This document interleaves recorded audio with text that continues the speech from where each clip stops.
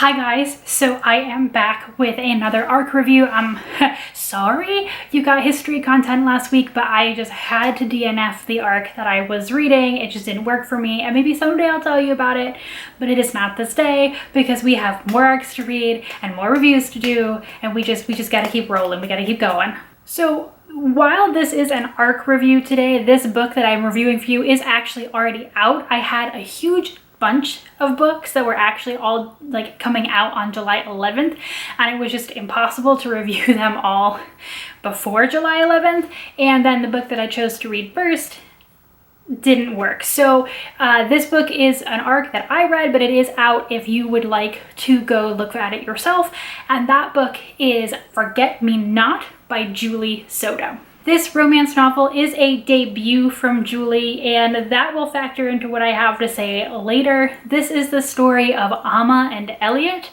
Yes, I do mean Amma. That comes up a lot in the book. Amma is a wedding planner. Her mom has been married and divorced 16 different times. Amma, when she was a teenager, planned several of those weddings herself, even though by this point she doesn't actually believe in getting married because she's seen her mom do it too many times. She loves the idea of throwing the world's most spectacular, lovely party for different couples getting married. So she didn't even go to college. She found basically the most renowned wedding planner in her area as a teen, showed up with her lookbook that said, "Hire me." This woman named Whitney, she was like, sure.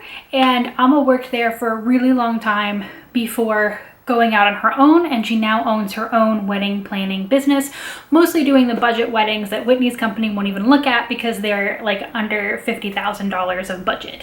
Elliot was in school to be an architect when his dad got lung cancer. His dad and his father before him, and maybe even his father before him, had owned a florist shop doing work specifically with the wedding circuit, which is how Elliot and Amma have come into contact a couple of times over the years when Elliot helped his dad out.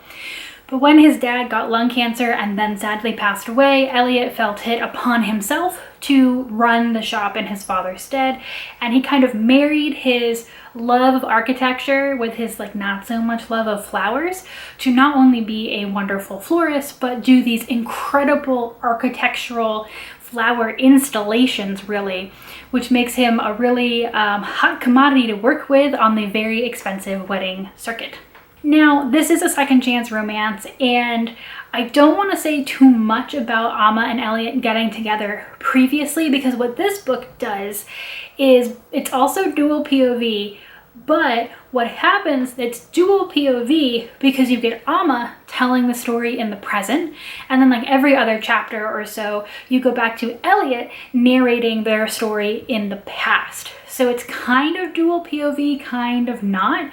And there are some things about their previous relationship that are kind of hidden from you, particularly the reason why they broke up, which is normally something that I want to investigate in my review, and like, you know, what happened? Why did it happen? Do they like fix that behavior when they get back together? But I can't really talk about it because it's kind of like a reveal, almost in lieu of them fighting again in the present. So just know that that's how this book is structured. The reason that Amma and Elliot have gotten back into working with each other after refusing to do so for a really long time is that Amma bags the wedding of a social media influencer named Hazel and her soon-to-be wife Jamie, and Amma knows that if she can do this wedding, that it will basically throw her onto the scene of stardom. It will get her so many more clients. It will basically, you know, bring her business to a whole other level. Hazel and Jamie, though, were recommended to use Amma by Elliot's mom.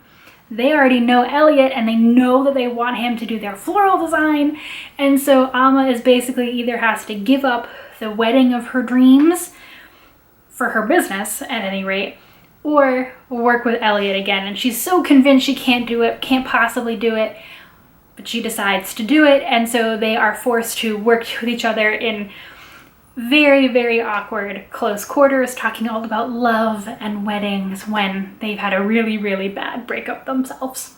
I want to say before I get critical of this book that I really enjoyed it. I read the whole thing basically in one sitting.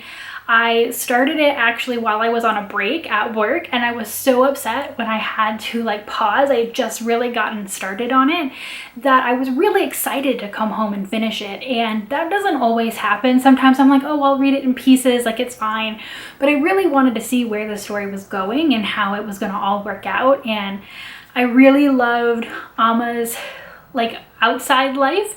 She has this mom who's been married this wild number of times, but rather than it being like a huge negative, Amma has chosen to see the positives in all of the step siblings that she's like had and lost, and the ones that she's kept in contact with. And so there's this like kind of revolving door of a few different step siblings who help out at her business because they're related, or they were. And that was really lovely to see her like trying to make the best of a situation that could be very, very negative for her. It of course has affected her outlook on life, and it is kind of odd that she would be a wedding planner after that, but all those little like details really make Amma a full person with an interesting life outside of her relationship with Elliot, which I always love. Elliot's inner life backstory isn't really dealt with as much. The chapters where he's narrating are these past chapters, and they're very, very Amma centric. So we know that he loses his father, he takes on the business, does not finish his architecture degree because he has to come back and do this. We know that he doesn't like flowers when he starts working at the business, but eventually he seems to come to like it, or at least the architectural part. It's not very clear, but like the signature thing about Elliot's personality in the present is that he is grumpy. So on top of being a second chance romance, this is very grumpy sunshine. Kind of. See, the thing with this book is that as I was reading it, I was just like, there's something that's a little bit off to me, and I really don't know what it is. And it wasn't big enough to like bother me and keep me from reading it. And in fact, it might have been one of the reasons I wanted to keep reading the book, because I just couldn't put my finger on like what felt a little bit weird or off. And I was like, oh, it'll make sense to me as I keep reading, or it'll resolve, or something will happen. And then when we got to the last 20% of the book, I got it. So here's the thing. Amma's narrating the present. You get none of present Elliot. Elliot narrates the past. You get none of past Amma. And I think what happens there is that I started to feel like their characters in the past and present weren't the same people. Not in like they had this thing happen to them and now they act differently. That was certainly part of it, but like the way that Elliot described Amma acting in the past really didn't sit well with what I knew about Amma's thoughts in the present. And the level of grumpiness and just like anger in Elliot, once you know his inner thoughts that he's had in the past, it really just didn't, it wasn't like totally off, right?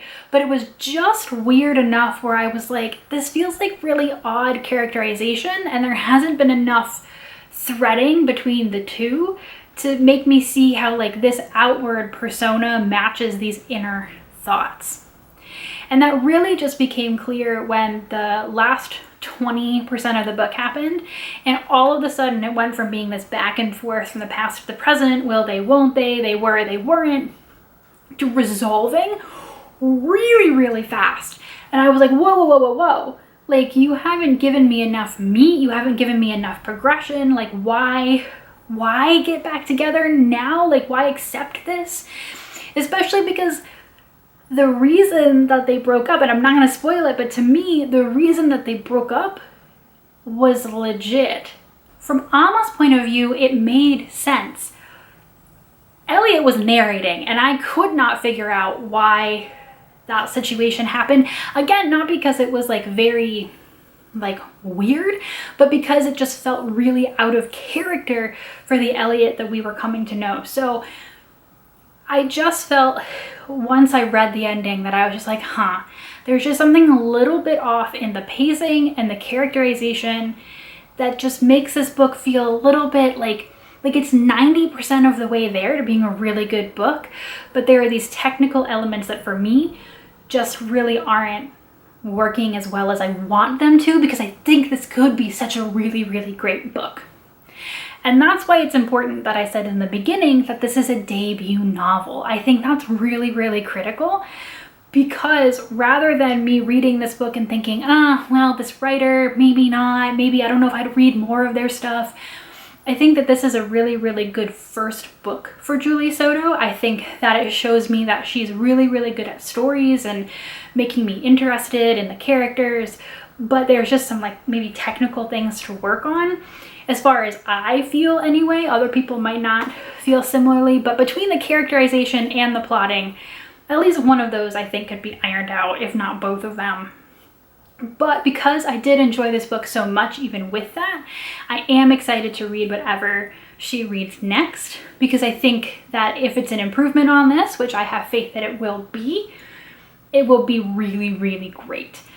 So I know that sounds like a really like half and half review, but I did enjoy it. Maybe if you watch this and then you read it and like you know kind of the things that were bothering me, it won't feel as weird to read, rather than me reading it and just being like, what about this is bugging me? Now you know. Like I said, this book is already out, so you can go and make a decision for yourself. You can check it out from your local library, you can get it from a local bookstore, however it is that you got your books. And you know what, maybe you agree with me, maybe you don't, but if you do read it, come back and let me know. Or if you've already read it, let me know. Did I miss something? You know, do you think a little bit differently? All comments are good comments, because we're all very, very different readers, and there is a book for everyone. So thank you so much for watching. I am very glad that I got this one finished, and hopefully I will be able to review my third July 11th release that I had requested next week. Fingers crossed. It's a fantasy romance and it's very long. Thanks guys. Bye.